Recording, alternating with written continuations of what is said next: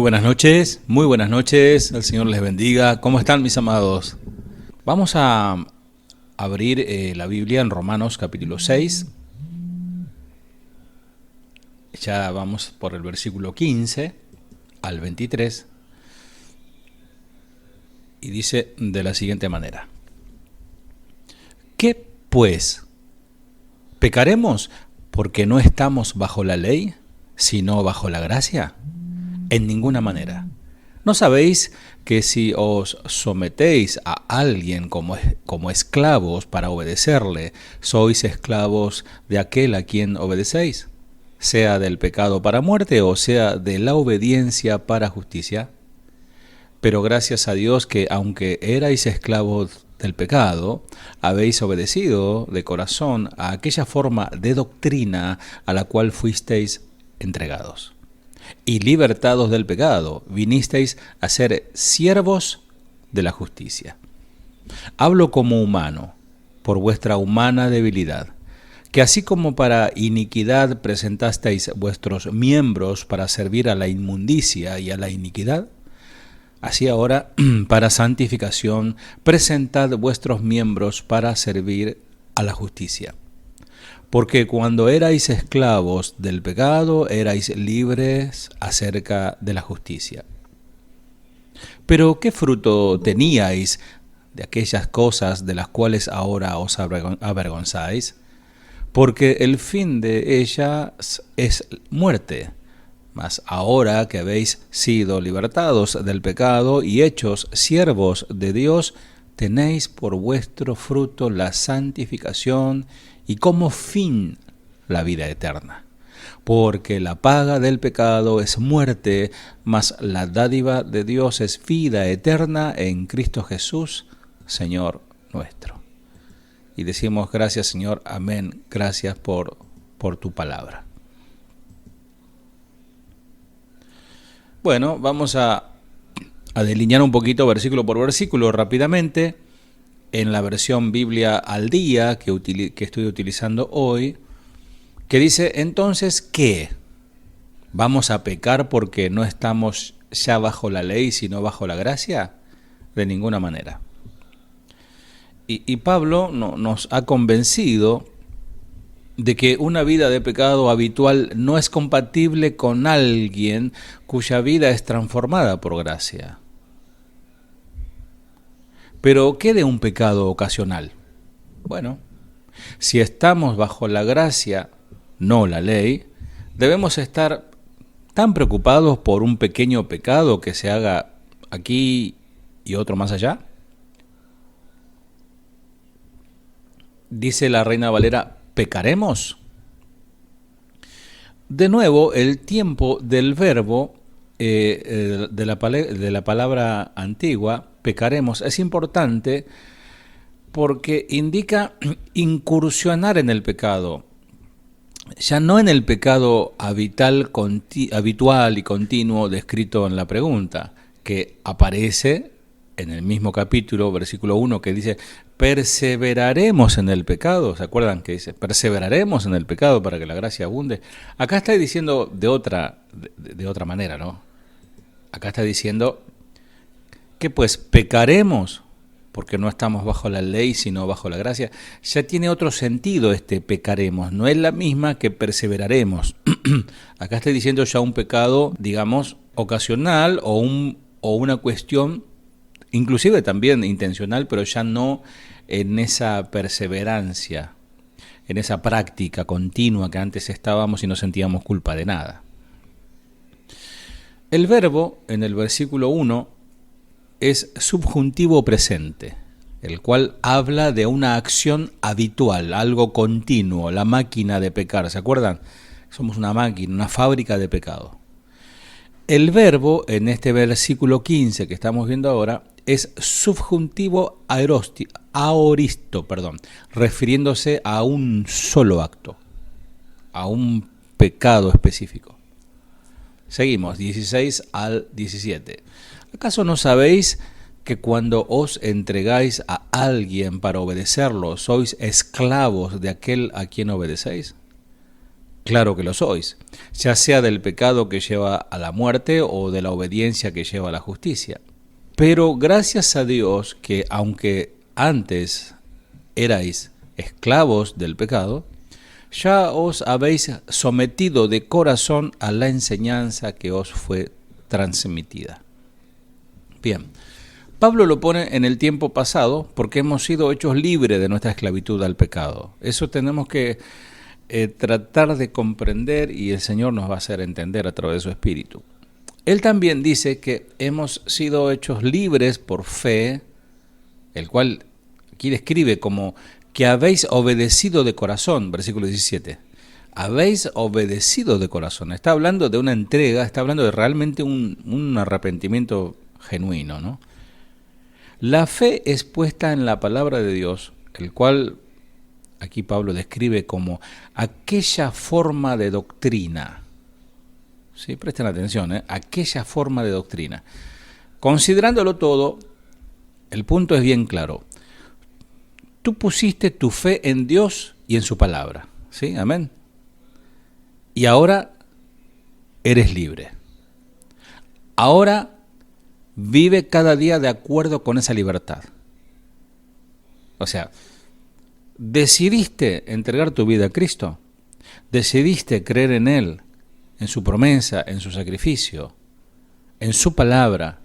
Bueno, sos libre, ya está, sos libre. Ahora tenés que vivir acorde a esa libertad. ¿Se acuerdan los ejemplos que dábamos en la clase anterior de los esclavos que fueron emancipados, o sea, que fueron libertados de la esclavitud en los tiempos de Lincoln, de Abraham Lincoln, y los esclavos estaban tan acostumbrados a ese tipo de vida que volvían ya voluntariamente a la esclavitud? Como se vio anteriormente en Romanos 6, podemos ser legalmente libres y aún así elegir vivir como un prisionero. Pablo tiene un mandato y un estímulo para el cristiano. Sé lo que eres. Sé lo que eres. O sea, sé lo que debes ser en Dios. Reiteramos, obedecido de corazón. Pregunto, ¿estás obedeciendo de corazón? ¿Has obedecido de corazón? ¿Sigues obedeciendo de corazón? Esta es una descripción maravillosa de la fe. Muestra que la fe viene del corazón, no solamente de la mente. Muestra que la fe resulta en obediencia porque si realmente creemos en algo, actuaremos en consecuencia de acuerdo con esa creencia, sea cual fuere. La frase, aquella forma de doctrina que aparece en el 17, aquella forma de doctrina, es parte de una hermosa imagen, la verdad. La palabra forma describe a un molde utilizado para darle forma al metal fundido. Aquí entre nosotros tenemos hermanos que son fundidores de metal, fundidores de hierro y también otros que son joyeros y funden metales preciosos. Entonces, un molde donde derriten el líquido, ¿no? La idea es que Dios quiere moldearnos. Primero, ¿qué hace? A través de la obra del Espíritu Santo nos derrite, o sea, nos hace puré, nos destruye, como bueno, la imagen del alfarero también, ¿no? Pero acá estamos hablando del metal fundido. Primero te funde, vos no vas a entrar a martillazos al molde, te tiene que fundir, tiene que estar bien maleable, ¿no? Bien maleable. La palabra del Salmo, deleítate a sí mismo en Jehová, esa palabra tiene que ver con eso, con el líquido derretido, bien el líquido para entrar en el molde, que el Señor quiere, la imagen que Él quiere de nosotros. Es decir, la idea es que Dios quiere moldearnos, primero nos derrite por la obra del Espíritu Santo y a través de su palabra. Presta atención porque la palabra te derrite, o sea, ¿viste cuando la palabra te empieza a golpear y te molesta y te inquieta? Yo la verdad que les felicito porque hay un grupo muy interesante de hermanos que tomaron este tiempo y es muy difícil, ¿no? A través del celular, que uno usa el celular, o a través de la computadora o que la batería, bueno, pónganle a cargar la batería mientras está la transmisión. Y encima, o sea, haces todo ese trabajo para recibir un pa a la carne, ¿no? Que es la palabra, es el derretir del Espíritu Santo a través de su palabra para hacernos a su imagen. Seguimos, 18. En efecto, habiendo sido liberados del pecado, ahora sois esclavos de la justicia. O sea que el mote esclavo está ahí. Antes éramos esclavos del pecado, ahora somos esclavos de la justicia.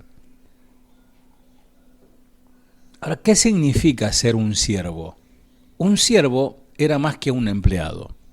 La antigua palabra griega para siervos aquí, con estos términos se describe. Escucha. Uno que nace en la condición de esclavitud. O sea, había gente que no conoció la libertad porque de generación en generación ya nacían en cautiverio. Ya de chiquito les enseñaban a servir a sus amos. También uno cuya voluntad es ocultada por la voluntad de otro, eso es un esclavo. Uno que está atado al amo con lazos que solamente la muerte puede romper. Fíjate la figura, por eso Pablo utiliza esa figura odiosa del esclavo, no es una figura muy agradable. Uno que sirve a su amo sin la preocupación de sus propios intereses, o sea, no les preocupa si durmió o no durmió, si comió o no comió, él tiene que servir, está para servir. Lo siguiente fue una vez cierto en cuanto a nuestra esclavitud del pecado. Nacimos como esclavos del pecado, ya nacimos ya con eso en nosotros, con esa esclavitud. Nuestra voluntad fue conquistada y hecha cautiva por la voluntad del pecado dentro de nosotros.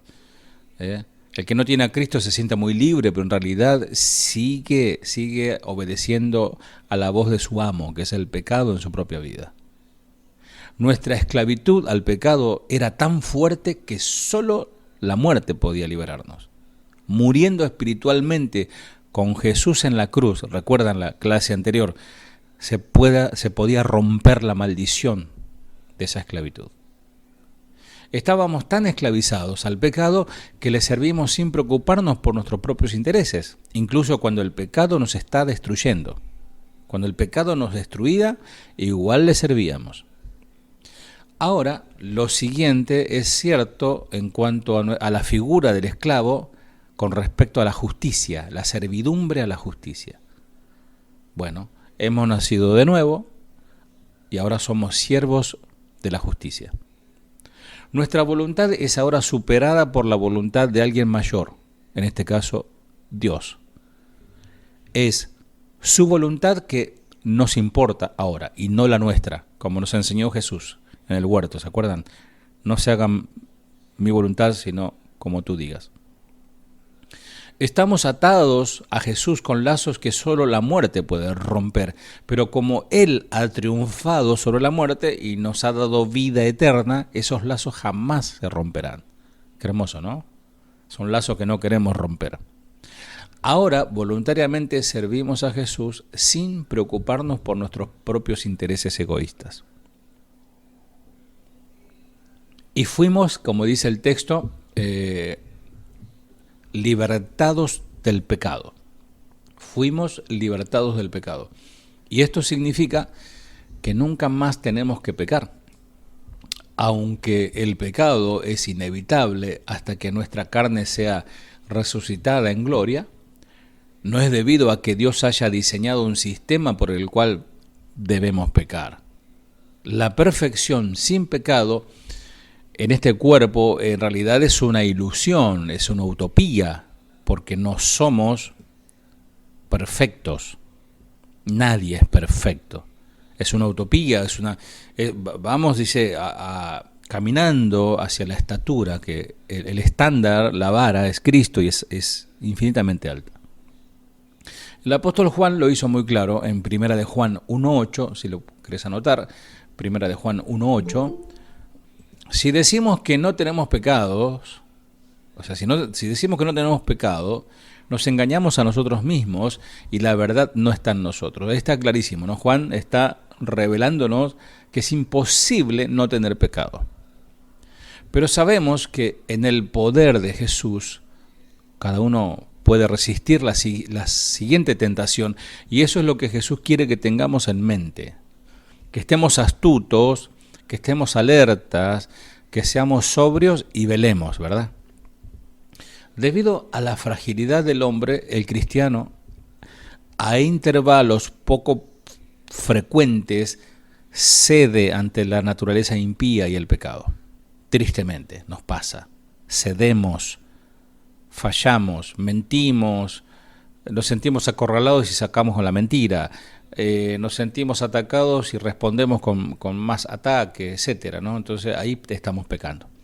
Pero el punto es que Dios lo ha constituido de tal manera que Él no necesita hacer esa maldad. Repito, el cristiano, el que es esclavo de la justicia, Dios lo ha constituido de tal manera que no necesita hacer maldad. No está en nuestro ADN eso, no, en el diccionario de Dios no está, que nosotros tengamos que actuar con maldad. Es una burla, la verdad, decirle a un esclavo, no te comportes como un esclavo.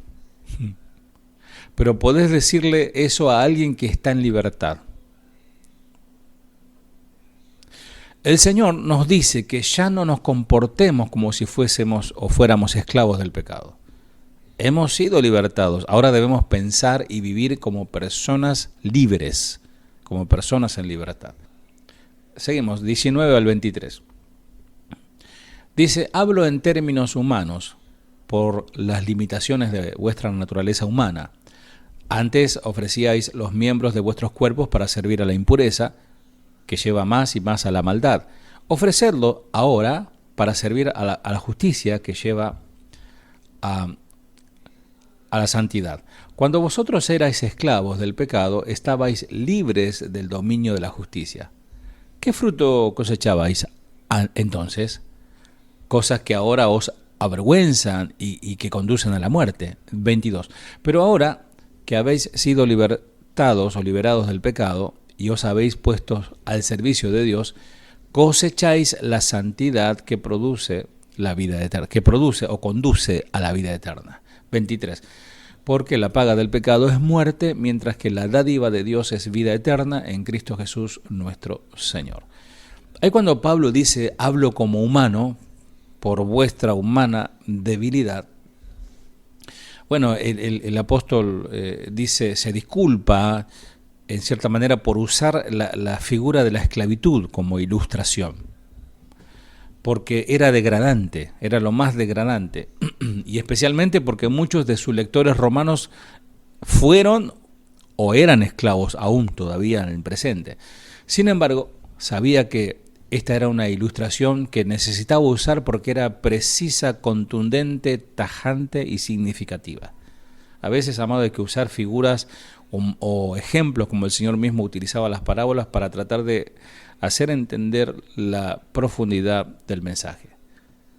Para que presentéis vuestros miembros, así ahora. Pablo repite un punto que hizo anteriormente, en los versículos anteriores que vimos la semana pasada. Primero presenten vuestros miembros a Dios como instrumentos de justicia. Todos tus miembros que están en tu cuerpo, todos tus miembros, tienen que presentarlo al Señor como instrumento de justicia, como un sacrificio vivo. Y esto significa que no nos presentamos para trabajar con nuestro antiguo jefe. Vos te podés imaginar, o estás en un nuevo trabajo, en un nuevo empleo, te pagan mucho mejor, te tratan mejor, te dan todas las coberturas médicas y todo lo demás. Y el primer día de trabajo, te salís del trabajo y a la hora del almuerzo vas a tu antiguo jefe que te tenía a chicotazos, ¿no? Y te pagaba en negro y no te pagaba, y te trataba mal. Y le preguntabas a tu jefe, ¿qué quiere que haga, jefe? Nadie haría eso, ¿no? Aunque alguno por ahí lo habrá hecho, pero nadie haría eso. No, porque tengo cariño al que me maltrataba y me explotaba. Pero ahora tienes un amo justo que te respeta, que te reconoce, etc. No, nadie haría eso. La inmundicia y a la iniquidad, dice el texto. Pablo describe un principio arraigado en la naturaleza humana. La inmundicia conduce a más iniquidad. Y eso está en nuestros miembros, como dice Pablo, ¿no? El pecar, la inercia hacia la maldad. O sea que la ecuación es que la inmundicia conduce a más iniquidad, pero la justicia, inversamente proporcional, conduce a la santificación.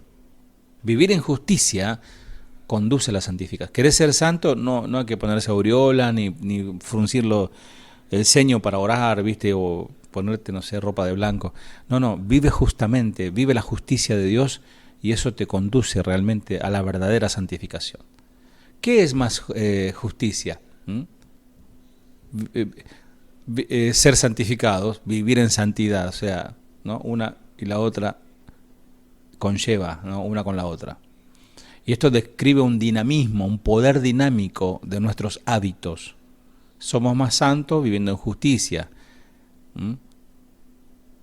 Imagínate, a ver, 4 árboles en hilera, 4 arbolitos. El primero con 1 año de crecimiento, el segundo con 5 años, el tercero con 10 años de crecimiento y el último con 15 años de crecimiento. Pregunta de escuelita dominical: ¿cuál árbol será más difícil de desarraigar? Obviamente, ¿no? El de 15. Cuando más tiempo estemos arraigados en un comportamiento, más difícil será desarraigarlo de nuestra vida. Un principio que funciona para el bien, tanto para el bien como para el mal.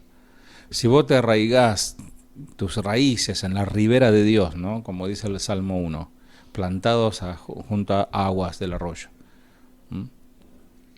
vas a ser fuerte en él. Pero si estás arraigado en la maldad y en el pecado y en vicios y en cuestiones, sí, ya el Señor me va a sacar, sí, oren por mí, hermanos, pido oración porque yo cuando salgo de la iglesia me fumo un cigarrito o un cigarrito de marihuana o me voy a la cantina, al bar a tomar mi ginebra, pero Dios conoce mi corazón, de a poquito, el diablo te dice, de a poquito te va llevando al infierno. No, si no desarraigamos eso, si no viene el Señor con esas palas gigantes a sacarnos, y eso es derretirnos con el poder de su Espíritu y su palabra para que entremos en el molde. Porque cuando erais esclavos del pecado, erais libres acerca de la justicia. Qué palabra, ¿no, Pablo, no? Claro, cuando eres esclavo del pecado, la justicia ni te importaba. ¿Qué te importa la justicia? Lo que dice la Biblia? Lo que dice Dios, el decálogo. ¿Qué te importa si vos estás sumergido en el pecado? El punto que Pablo está usando, aunque pocos nos damos cuenta, Pablo está usando una ironía humorística. Pablo usa el humor acá. Cuando éramos esclavos del pecado, éramos completamente libres, está diciendo. Libres hablando de justicia. Qué libertad, como que Pablo diciendo, qué linda libertad tienen ustedes, ¿eh? ¿Qué fruto teníais de aquellas cosas? Para caminar en victoria sobre el pecado, debemos pensar correctamente sobre el fruto del pecado, sobre la paga del pecado, porque el fin de ella es muerte. El producto final del pecado es la muerte, no es diversión, no es jolgorio, no es cumbia, tiros y fiesta, no. Pero el producto final de la justicia es vida eterna. Al final se va a ver. ¿Se acuerdan de Asaf? Me viene a la mente Asaf, ¿no? Que él, mirando bajo el sol sobre esta vida, decía, ¿cómo puede ser que los impíos, ¿no? Escuchábamos, no sé si, a ver, Cintia, creo que los diputados se subieron la dieta a 8 millones, 9 millones de pesos. 9 millones son, Laura, para que te des una idea, Carlos, allá en Estados Unidos, $9,000 mensuales. Es una fortuna, mientras un empleado, un obrero gana $200, $150 por mes. Y uno dice, y Asaf decía eso, ¿no? ¿Cómo puede ser que el impío prospere, ¿no? Y yo que te sirvo, Señor, se me hace tan complicado. La parte del texto cuando él dice, hasta que entré a tu presencia y comprendí el fin de ellos, ¿no? Necesitamos, amados, tomar conciencia de que el éxito espiritual no está en los bienes materiales. Gloria a Dios que Él nos pueda bendecir y te pueda dar, si eres rico económicamente, gloria a Dios por eso, pero eso no es la vida. Porque en definitiva, ¿cuántos ricos hay en el cementerio y en el infierno, no? En un momento de tentación, estas verdades pueden verse irreales, así que debemos confiar en la palabra de Dios. Cuando somos tentados, la fe nos recuerda del fruto amargo del pecado, cuando nuestros sentimientos se hayan olvidado de ese fruto amargo. Porque cuando muchos de nosotros, por no decir el 100% de los que estamos aquí, hemos mordido el fruto amargo del pecado, ¿no? Las consecuencias de haber hecho tantas cosas malas o de haber sufrido los pecados de otros mismos, ¿no? De nuestros padres, de nuestros abuelos, etcétera. Y hasta tenemos secuelas de esas cosas. Cuando querramos pecar, acordémonos del sabor amargo de ese fruto, que no conduce a nada bueno. Porque la paga del pecado es muerte, mas la dádiva de Dios es vida eterna en Cristo Jesús, Señor nuestro. Cuando trabajas para el pecado, tu salario, tu aguinaldo, si querés también, es la muerte. Cuando servimos a Dios, no recibimos paga. Repito, cuando servimos a Dios no recibimos paga, pero Él nos da gratuitamente el mejor paquete de beneficio inimaginable. Son como esas empresas acá hay varias empresas que te venden los televisores, las computadoras, los celulares última generación, ¿no? Te los ofrecen. Lleve ahora y pague después, ¿no? Esa es la oferta de Satanás. Disfrute ahora y pague después. Más, digamos, el anuncio del Señor es: paga ahora y vive después, y disfruta después. Paga la vida de ser un cristiano. La paga del pecado. Cada pecador se gana esto a través de un servicio prolongado, doloroso y difícil. Oh, qué dolores soportan los hombres para llegar al infierno, dijo Spurgeon. Temprano o tarde laboran en el pecado y recibirán su castigo. Contestando su pregunta de Romanos 6:15, Pablo lo ha dejado claro. Como creyentes tenemos un cambio de propietario. Ya no pertenecemos más al otro. Ahora somos hijos del Señor. El cristiano debe luchar incluso contra el pecado ocasional, porque debemos de trabajar para y bajo nuestro amo. No es apropiado para nosotros trabajar o buscar a nuestro ex amo. Ya no tiene nada que ver con nosotros. ¿De quién eres esclavo? ¿De quién soy esclavo? Buena pregunta, ¿no? Todos servimos a algo. La cuestión es ¿a qué? ¿O a quién, en este caso? Bueno, algunos son esclavos de su trabajo. Estos esclavos del ajetreo y el logro no pueden apagar sus computadoras, por ejemplo, portátiles, no pueden apagar sus celulares por más de un par de horas y no pueden estar sin sus artefactos. Si les falta, se mueren. Es más, quisieran que se lo implanten quirúrgicamente en alguna parte del cuerpo para que lo tengan encima todo el tiempo. Toman vacaciones, por ejemplo, del trabajo para apaciguar a los seres queridos que le dijeron: papá, mamá, esposo, ¿cuándo vamos a tener vacaciones? Algunos son esclavos de cosas, de posesiones, artículos temporales, impulsados por la fantasía de que esos artículos, esas cosas, le traerán contentamiento.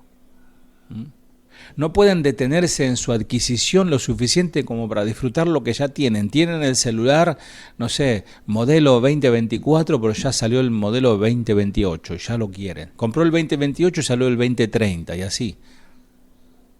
¿Cuánto será suficiente? ¿Cuánto es? ¿Hasta cuándo será suficiente para llenar ese vacío? A un señor llamado Haroldsson Hunt, era un potentado petrolero multimillonario, quien fue la inspiración de la serie televisiva Dallas. Los que tenemos más de 40 saben de qué les hablo, ¿no? Los chicos, los otros, googleen, ¿no? Pero hubo una serie que se llamó Dallas, Y se le acredita la respuesta más honesta que se haya oído hasta la fecha. Dijo él, el dinero es solo una manera de llevar el puntaje. Nada más. Tal vez más que nunca, algunos son esclavos de sus relaciones. Mágicamente se convierten en cualquier forma agradable que les consiga la aprobación de otros. Están queriendo tener para poder ser aprobados por otros, para mantener el status quo, ¿no? Para mantener el nivel, ¿no? Y si yo me reúno con mis amigas, no puedo ir con este vestidito, tengo que ir a gastar unos buenos pesos para aparentar que yo también estoy en la alta sociedad, ¿no? Van en ciclo entre la autoaceptación y la fanfarronería. Según la afirmación o crítica que reciban, ellos están felices o no. Ni hablar de las redes sociales, que están más pendientes de cuántos likes o cuántas cuestiones de buenos comentarios tenga, y eso los hace feliz.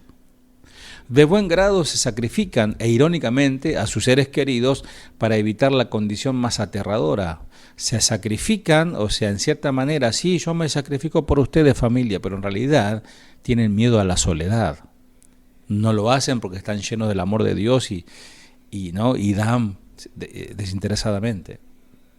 Tal vez los esclavos más patéticos y cada vez más comunes son los esclavos del dios yo o el dios San Yo. Los psicólogos lo llaman narcisismo. El nombre viene de un personaje de la mitología romana llamada Narciso, que se enamoró de la imagen suya que reflejaba el arroyo. Cuando trataba de besar el objeto de su amor, sus labios perturbaban el agua y la imagen desaparecía, lo que le dejaba con el corazón destrozado. No se atrevía a beber del arroyo por temor a perder a su amado para siempre. A la larga, el esclavo enamorado de su propia imagen, dice la leyenda, murió de sed.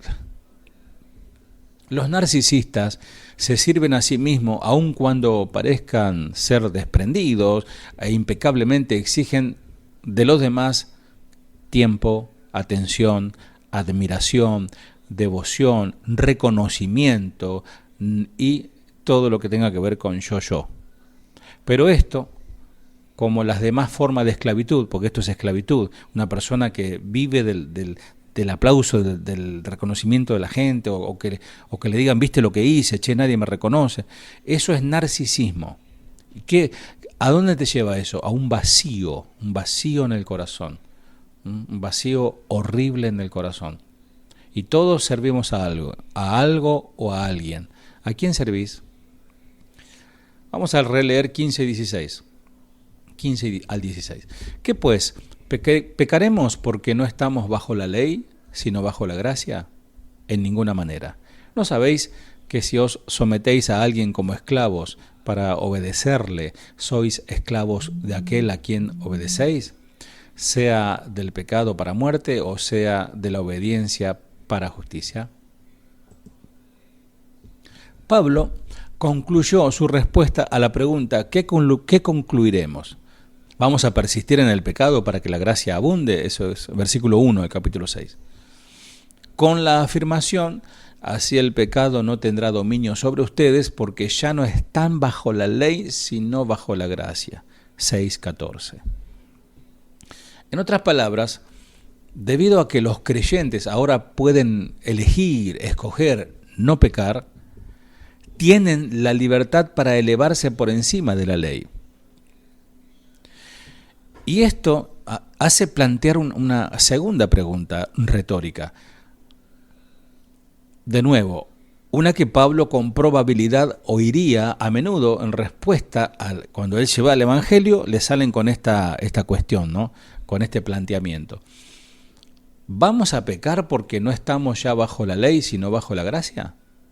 Y Pablo responde de nuevo con emoción, diciendo en efecto que tal cosa jamás ocurra de ninguna manera. Entonces demuestra lo absurdo que es la pregunta. Ya en sí misma la pregunta es una tontería. Empezando con una pregunta retórica de su propia cosecha. Recuerden que una pregunta retórica en realidad es una afirmación en forma de pregunta.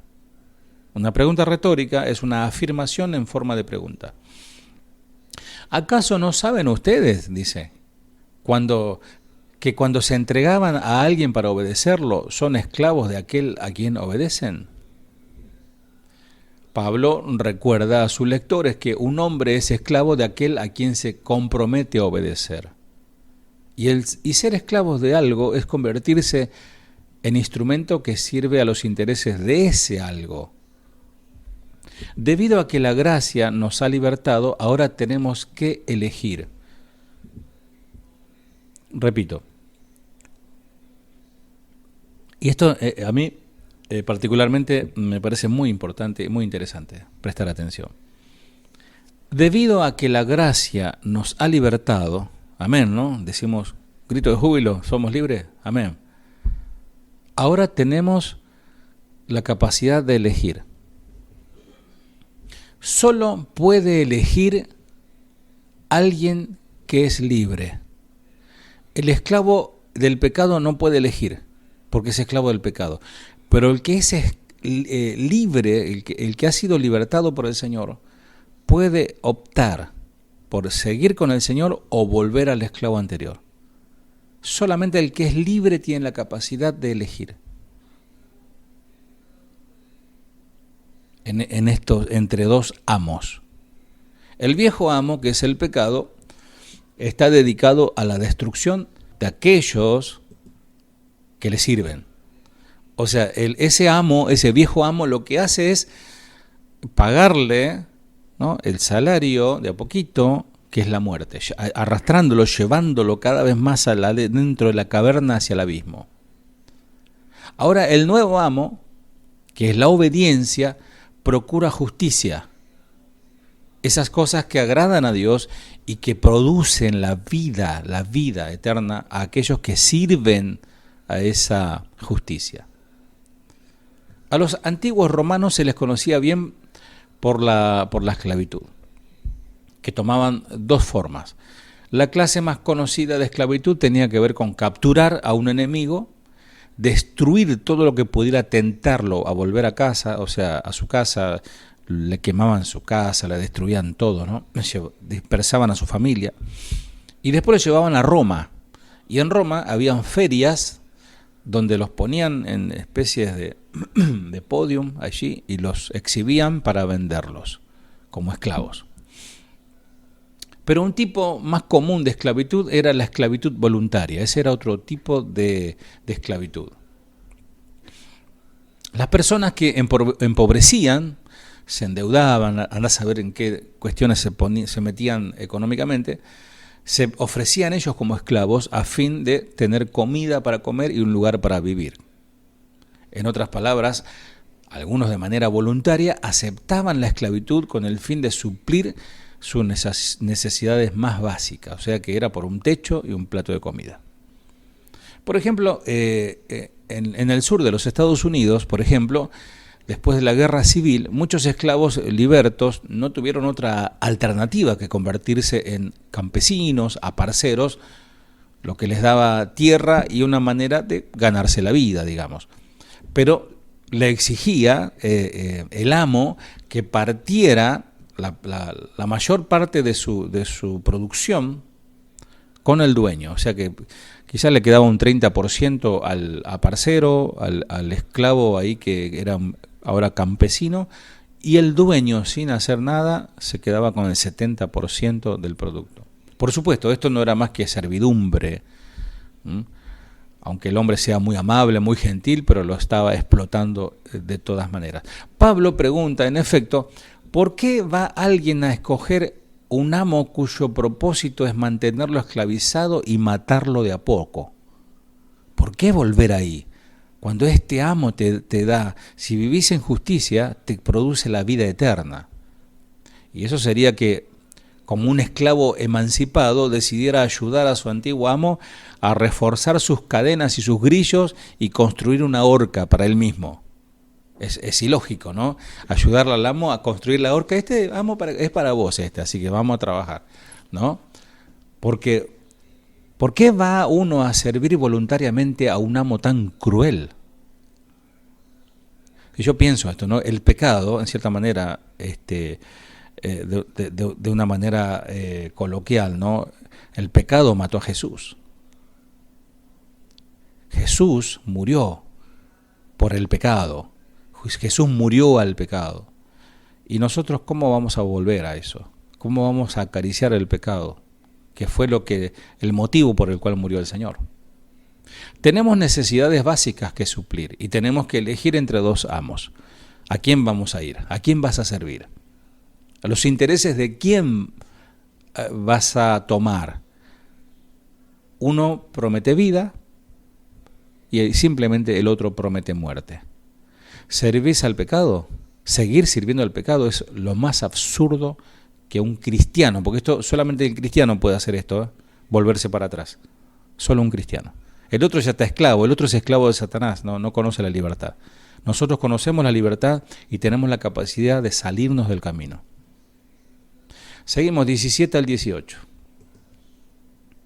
Pero gracias a Dios que aunque erais esclavos del pecado, habéis obedecido de corazón a aquella forma de doctrina, el molde, ¿se acuerdan? Aquella forma de doctrina a la cual fuisteis entregados.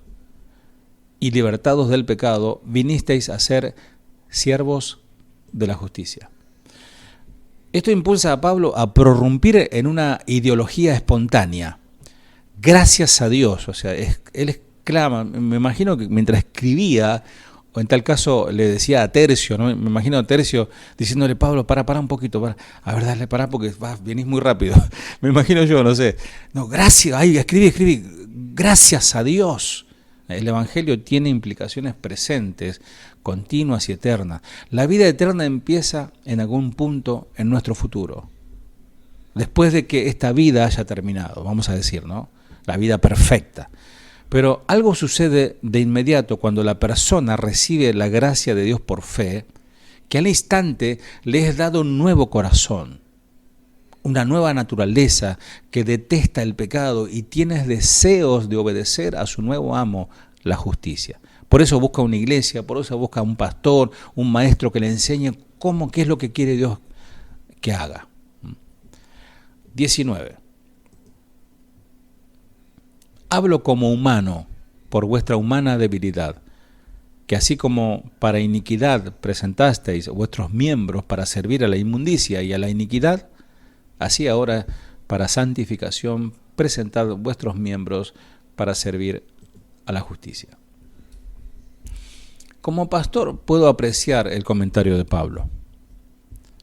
Una buena ilustración tiene el poder de simplificar y aclarar conceptos que a veces son difíciles de explicar. Por ejemplo, Charles Spurgeon decía que un gran sermón es como una catedral, que estaría oscura por dentro si no fuera por las ventanas de la ilustración. Eso también se lo compartía hace un par de clases atrás.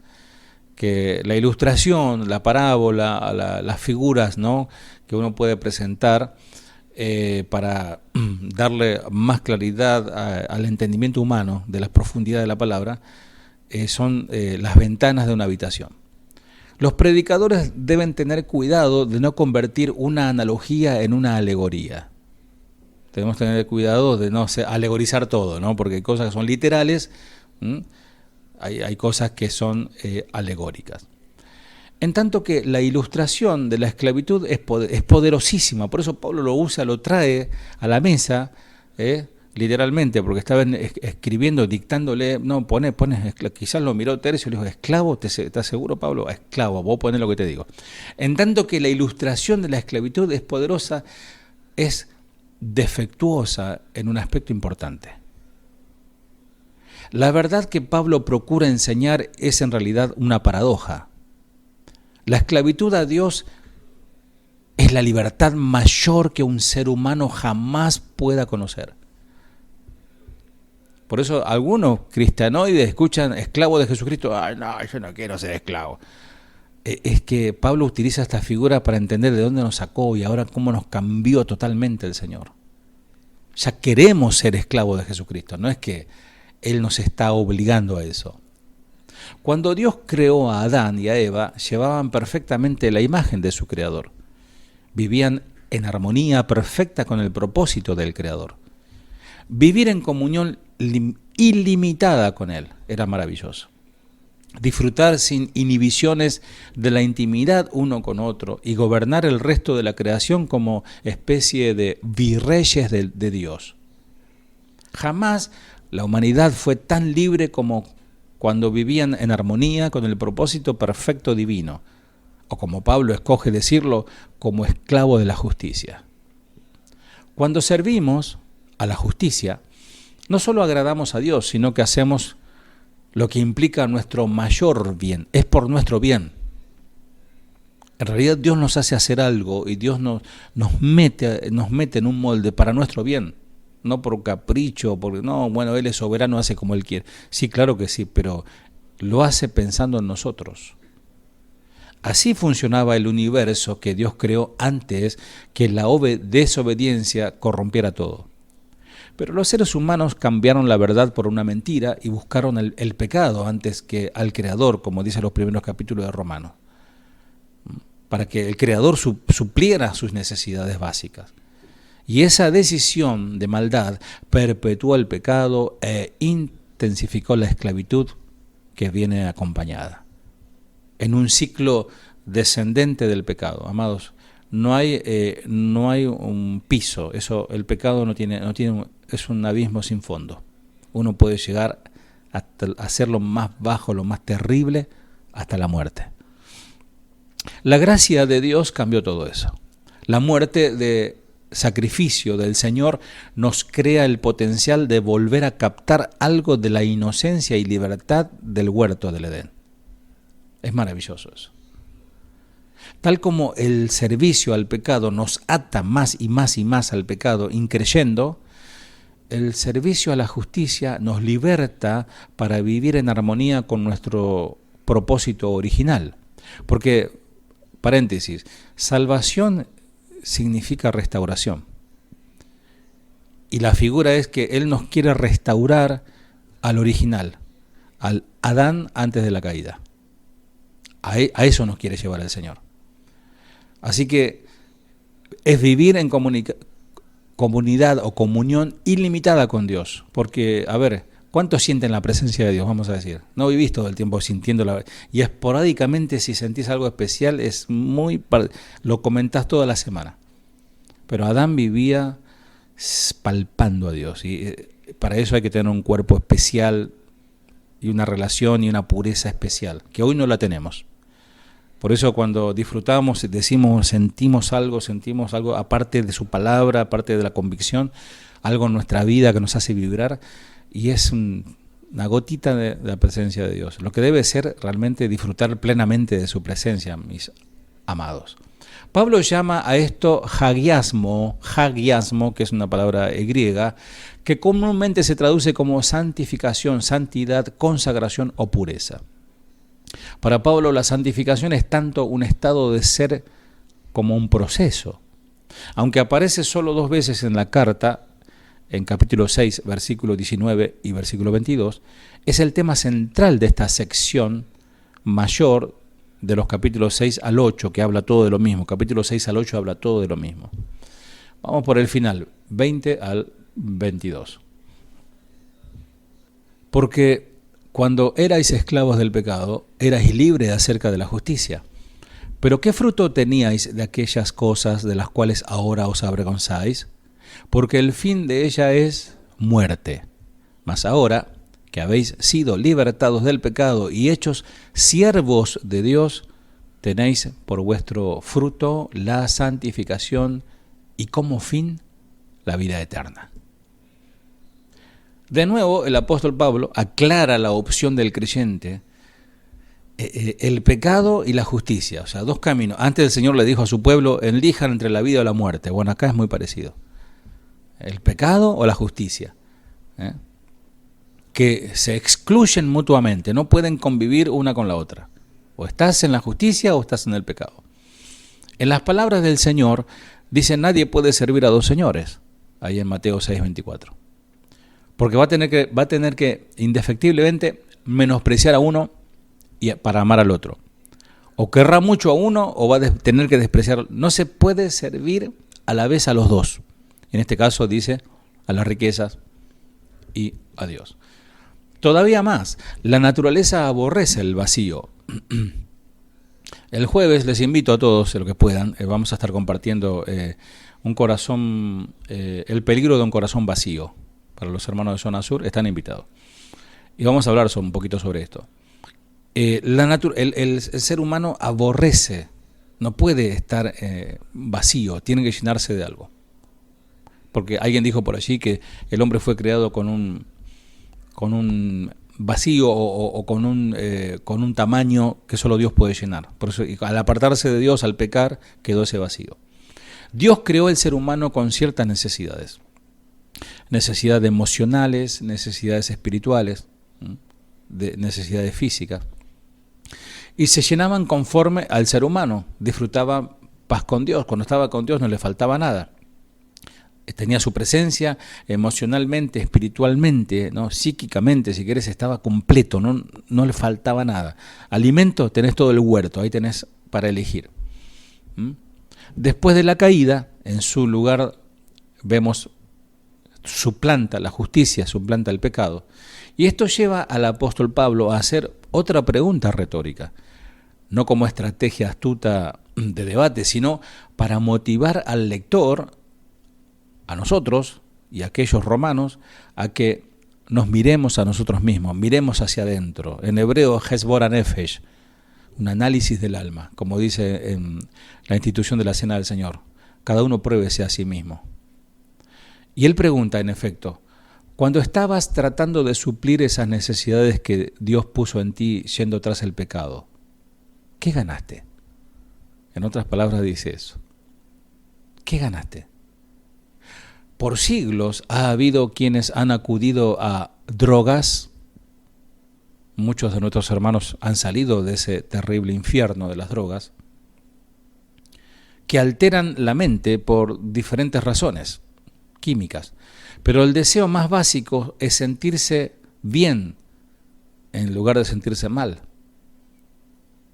Bueno, aquí llegan los videos, y bueno, pasa a todo el mundo, pero allí en Filadelfia hay un lugar que le llaman el barrio de los zombies, y es terrible ver a niños, jóvenes y ancianos como zombies, por una droga sintética que los destruye, los mata.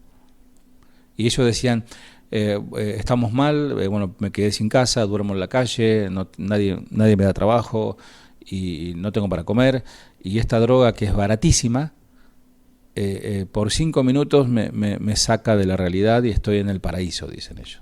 Tremendo, ¿no? Por lo general hallan que el resultado es inmediato, inmensamente satisfactorio, están en el paraíso, sienten ellos. Satanás les hace pensar eso, ¿no? A corto plazo. Los expertos médicos nos dicen que las drogas tienen un doble impacto. A la larga, aumentan la necesidad que el usuario tiene de las drogas en tanto que reduce la respuesta de su cuerpo. Cada vez peor y cada vez, su cerebro se va destruyendo, ¿no? En otras palabras, la droga gradualmente produce una mayor necesidad de ella y se requiere de dosis cada vez más elevadas para tratar de conseguir un efecto satisfactorio. Lo mismo es cierto en cuanto al pecado, mis amados. El pecado, por lo general, es el resultado del esfuerzo de alguien por llenar una necesidad o un apetito legítimo, si querés, lícito, que puso Dios, como por ejemplo el apetito por los alimentos y por ejemplo el apetito sexual. Satanás ha venido a desvirtuar eso. Y Pablo nos recuerda la necesidad que Dios le puso al hombre. Pablo recuerda eso, que una vez hemos sido libertados de la esclavitud del pecado. Nos está diciendo que seguimos teniendo necesidades que suplir, buscando algo que satisfaga esa necesidad. Y eso es lo que nos boicotea, eso boicotea nuestra salud espiritual en nuestra relación con Dios. Darle rienda suelta a apetitos lícitos y comienza uno a buscar, a buscar, a buscar más y se transforma eso en apetitos ilícitos y en pasiones desordenadas y bueno, y pecado y por ende la muerte. La muerte espiritual, ¿no? Alejarse de Dios y después, bueno, terriblemente algunos si se mantienen allí se perderán para siempre. El creyente, tras haber sido libertados de la esclavitud al pecado, libertados de adicción al pecado, lo podemos decir así, como una adicción, puede buscar ahora satisfacción en el Creador. Si no, díganme, estos 40 locos que están conectados, que hace un par de minutos están más de una hora aquí conectados, si no es para un impío esto es una mansadora, es una tortura estar escuchando a un tipo que está hablando de un libro de hace 2000 años. Pero nosotros resucitamos de eso. Vivimos para Dios, y nuestra mente se abrió, nuestro corazón está pidiendo más de Dios. Amén. Y en vez de conducir a la muerte, si vivimos una vida en justicia que provee santificación, a la larga Dios nos llenará de más vida eterna, contrariamente al pecado. ¿Quién no va a querer eso? El que entiende esto, amado, de Romanos 6, 15 en adelante, ¿quién no lo va a querer? Seguimos, vamos al último, 23. Porque la paga del pecado es muerte, mas la dádiva de Dios es vida eterna en Cristo Jesús, Señor nuestro. De manera magistral cierra Pablo su respuesta a la acusación de que la gracia promueve el pecado, con un estribillo, si querés, conciso y breve, de esta manera. La paga, mientras la paga del pecado es muerte, mientras que la dádiva de Dios es vida eterna. Clarito. La paga del pecado es muerte, mientras que la dádiva de Dios es vida eterna. Elijan ustedes a quién van a servir, esclavo de quién van a ser. Por lo común se usa este versículo para aplicar el Evangelio a lo que todavía están por creer. Pero Pablo lo escribe para estimular al creyente que ya está en santificación, ya está santificado. No está hablando para ir a la plaza y decirle, porque la paga del pecado es muerte. Está bien, lo puedes usar, pero más le está hablando al que ya ha sido, al creyente, el que ya ha sido santificado. En esta declaración concluyente se introduce un nuevo concepto que se explicará con gran cuidado en el próximo capítulo. En este capítulo 6, Pablo ha indicado que los que ponen su confianza en Jesucristo reciben la gracia de Dios mediante la fe y son bautizados en Él. Acuérdense que no es bautismo en agua, sino que al entregarme a Cristo soy bautizado en su Espíritu. Los creyentes se identifican con Él de modo que la experiencia de Él llega a ser la nuestra. Eso lo vimos la última vez. Sus bendiciones llegan a ser nuestras bendiciones. Y su poder llega a ser nuestro poder. No tenemos nada de esto por cuenta propia, claro, lo tenemos en virtud de lo que hizo Cristo en la cruz. Y este concepto, en Cristo, que usa Pablo en 6:23, se vuelve clave para entender todo lo que Pablo dice a sus lectores en los capítulos que van a seguir adelante. La vida del creyente se deriva de su estar en Cristo, ya no con Cristo, sino en, que es muy diferente. Debe hallar su gozo en Cristo. Su éxito depende de apoyarse en Cristo. Y tenemos comunión unos con otros en los que están en Cristo. Como veremos más adelante, nuestro estar en Cristo nos da la oportunidad de escapar, amados, del tirón descendente del pecado, porque es un tirón hacia abajo, y disfrutar de la libertad como nunca pensamos haberla vivido. Sin embargo, no es garantía de que disfrutemos de este tipo de gozo en esta vida bajo el sol. Como emancipación debemos saber comprender su verdad, que es considerar, apropiarnos de su verdad, que es presentar y aplicar su verdad. Desdichadamente, nuestro antiguo amo, el mundo, el pecado, Satanás, rehúsa soltarnos, no nos quiere soltar. o intenta tomarnos nuevamente. Una guerra ruge alrededor nuestro y en nosotros. Como predicamos vez pasada, amados, cuando Pablo habla que no tenemos lucha contra sangre y carne, está hablando que ya estamos en una batalla, no es que van a venir, ya al recibir al Señor en nuestras vidas, ya se nos plantea una declaración de guerra contra el mundo de las tinieblas, contra el mundo, la filosofía de este mundo y contra nuestro propio pecado.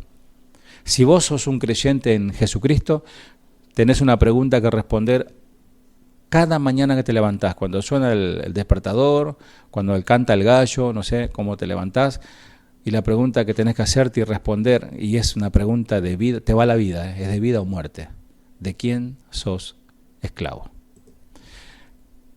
Que el Señor te bendiga. Si Él no dice otra cosa, próximo martes seguiremos con nuestra seminario viendo la carta de Pablo a los hermanos de Roma. Que Dios te bendiga. El pueblo que andaba en tinieblas vio una gran luz. Los que moraban en tierra de sombra y de muerte vieron la luz. El pueblo que andaba en tinieblas vio una gran luz. Los que moraban en tierra de sombra y de muerte vieron la luz. Era Jesús, nacido en Belén trayendo salvación. Era Jesús,